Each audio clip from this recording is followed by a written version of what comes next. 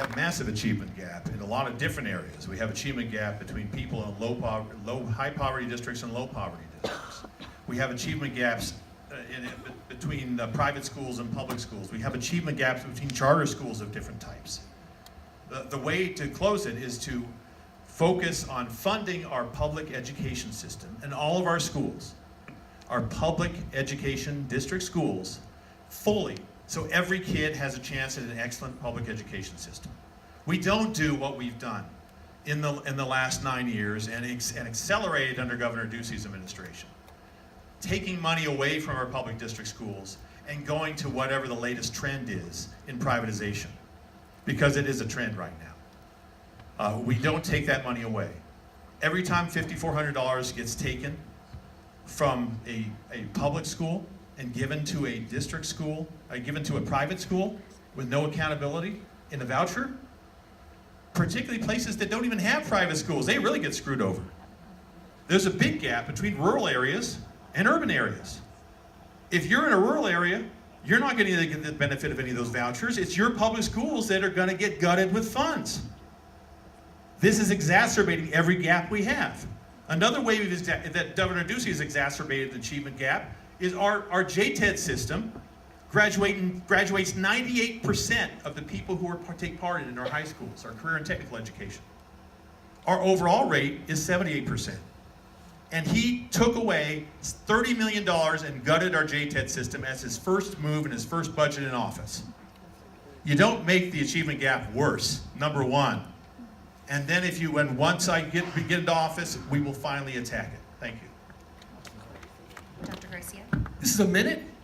This is a dissertation, folks. This isn't a minute. Okay, so let me ask you a question.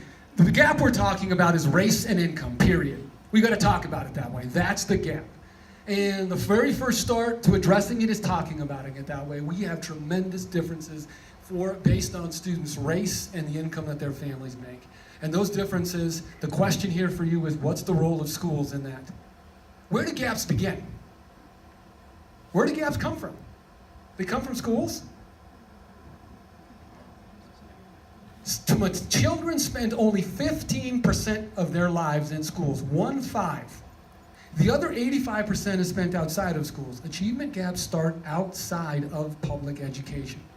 If we want to address achievement gaps, here's the way you do it. And one of my goals as governor is right now, our state is routinely one of the worst bottom 5 states in the country to be a kid. Bottom 5, okay? Now, I love Arizona, born and raised, but I can't call us a great state as long as we're in the bottom 5 to be a kid. The best way to start addressing achievement gaps is to make Arizona one of the top 5 places in the country to be a kid. Because then we start addressing inequities outside the classrooms. And we give our teachers inside the classrooms the opportunity to teach and close those gaps. Because right now, when those gaps do not close, we put all of the blame on teachers. And it's not where it belongs, folks. Finland, one of the things Finland does amazingly well is they spend an amazing amount of energy in the other 85% of children's lives. They see social issues as education issues. They don't see them as health issues. They see a health issue as an education issue. They see an income issue as an education issue. Crime is an education issue. And I see it much the same way. Because once we address those issues, then we give our schools a fighting chance to close that achievement gap. I'm still up. You're up. How does special ed funding work in Arizona, and what would you change? How does it work? It doesn't work well. First off, it is grossly underfunded.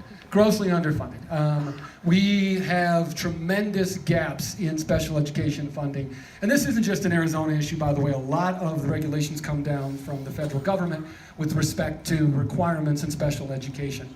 And so we have our special education students, as a percentage, are spending more dollars in schools, largely because we are not funding them. And again, this is a state issue, as Senator Farley said, but it's also a federal issue as well. But we've also got another issue in special education, and that is we fund special education, going into the how, 2 different ways. We give every school an initial dollar amount for every student. on the assumption that special education students generally are sort of sprinkled out there relatively equally. And then we weight students with severe disabilities who cost a lot more.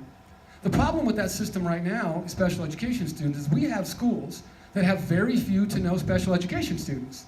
And we're still giving them special education dollars with the assumption that they've got some.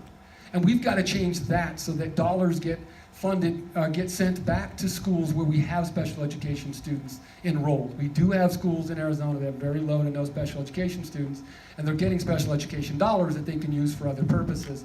And we've got to change that so we can address the special education gap for students who do have diagnosed disabilities. Thank you. Senator Farley.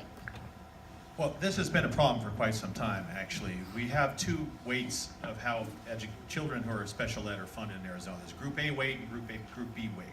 Group A weight are the students who have less severe disabilities, and Group B have more severe disabilities. Our biggest problem is that at the state, in the legislature, they took away the cost studies to show exactly how much it would actually cost to educate either a Group A or Group B weight student. So consequently, the schools aren't being funded adequately to actually be able to provide the services needed, particularly the more severely disabled students. They require one-on-one attention for a lot of the day. And districts are obligated to pay for them, unlike charter schools, unlike private schools. So they are happy to take anyone who comes, and they honestly believe and understand that every child has the ability to learn. So they're happy to be able to educate these kids.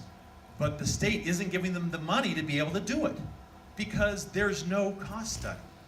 And I've actually been working with, of all people, Sylvia Allen, to be able to run a bill to be able to force a cost study of the Group A and Group B weights and how much it actually costs to get to the districts.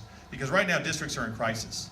They're taking money from other places that are already being cut also in order to fund the special ed because they need to.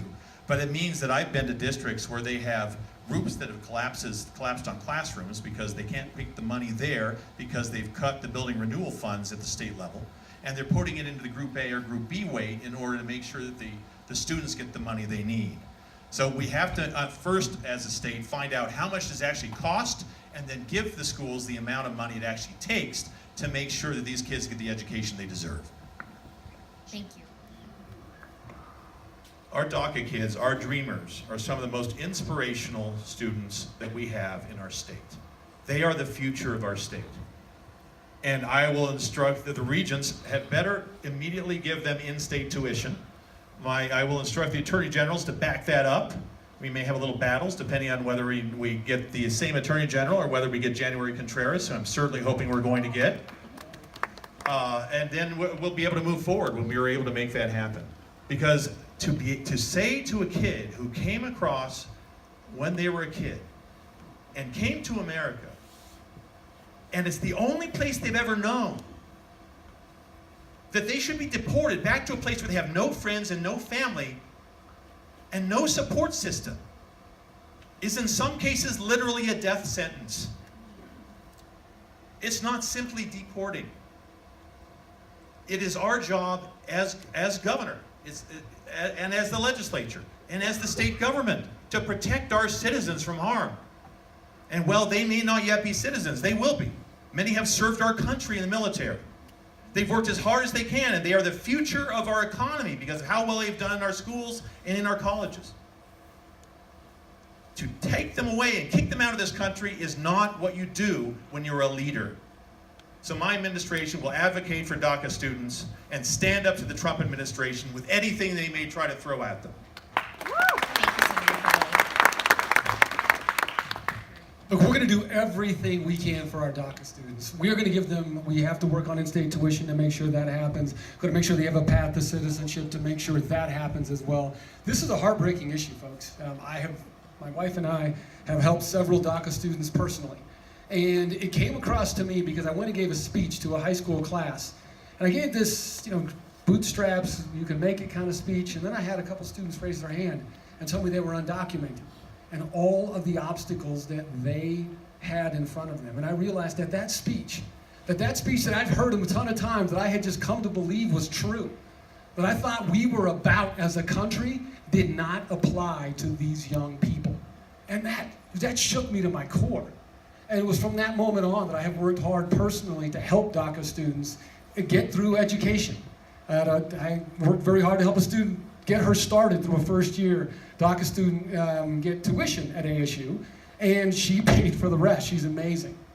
And the thing we got to stand up to with DACA students, because what's going to happen if you take a look at other states, and once you start advocating for undocumented students, folks, well, you're going to start getting called un-American right away. That's what you're going to get called. That's exactly what you can expect. And you're going to get called that you're the open borders crowd, correct? We can stand up and be as tough as you want to, but remember one thing. When they tell that to me, I'm going to remind them I defended our borders. I'm going to remind them I served in uniform. And we're going to push back as hard as we possibly can with as much vigor as I stood as a young man in the Army and tell them that DACA students are as American as I am. Period. Teaches middle school English language arts in Yavapai County. Even though we live together, live modestly, and split our bills, he spends more on car payment, student loan payments, rent, and utilities than he brings in each month. How will you support teachers so we can make ends meet? I think we're sensing a theme here. We're going to pay teachers. We've got to pay teachers. If you walk out of here with one thing, make sure it's clear. We are going to pay teachers. And so the question here is, as we get to this for a second, and I think I don't want to repeat ourselves on this, but we've got to pay teachers. We'll make that happen. But folks, we got to win first. And I hope there's a question in there on winning. Because if we do not win, then all of this is for naught. And the question is, look around right here, and I'm going to venture to say all of you voted in 2014 and 16. Am I right? Probably. We got a couple that didn't. We got a net new couple votes in here, and that's it, folks. To win this, we need rooms of brand new people who have not voted to come on board.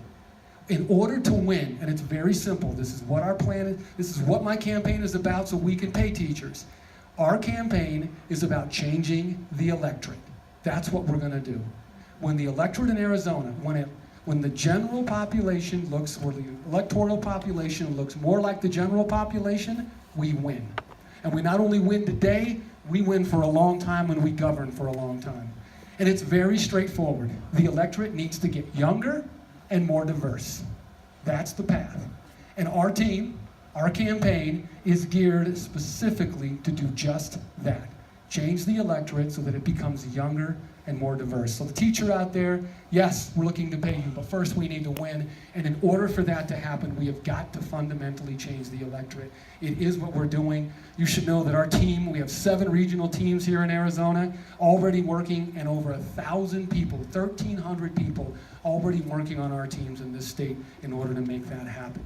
This was our secret to doing so well in 2014, and it's what's going to get us over the top in 2018, so we can pay that teacher so she can get her ends meet.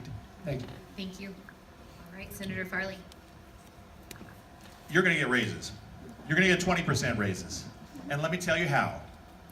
From my time on the Finance Committee in the Senate and my Ways and Means Committee in the House, where I was ranking member in both places, I've seen meeting after meeting, yet another corporation come in and ask for a special interest tax break in the sales tax code. Now, I'm going to tell you some numbers, but don't let your eyes glaze over. Because when people talk finance, people's eyes glaze over. And that's why all the dirty stuff happens in the Finance Committee, because nobody's paying attention. Our general fund, every year, everything we spend on as a state is $9.5 billion. Every year, we give away $13.7 billion in special interest corporate loopholes in our sales tax code alone. If you buy a 3-inch pipe, you pay sales tax. If you buy a 4-inch pipe, you don't. Now that doesn't make a lot of sense unless you're a corporation that buys a lot of 4-inch pipe in Arizona. There's one of those called Southwest Gas.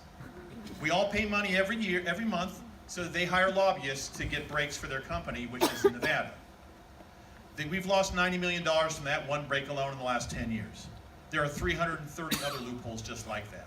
If we could eliminate $3 billion from those sales tax loopholes, out of the $13.7 billion, we could lower our sales tax rate by a full percent while increasing education spending by $2 billion a year. A 20% teacher raise costs us only $750 million a year. We will get it done when we have the right leadership, and that's why I'm running. Thank you.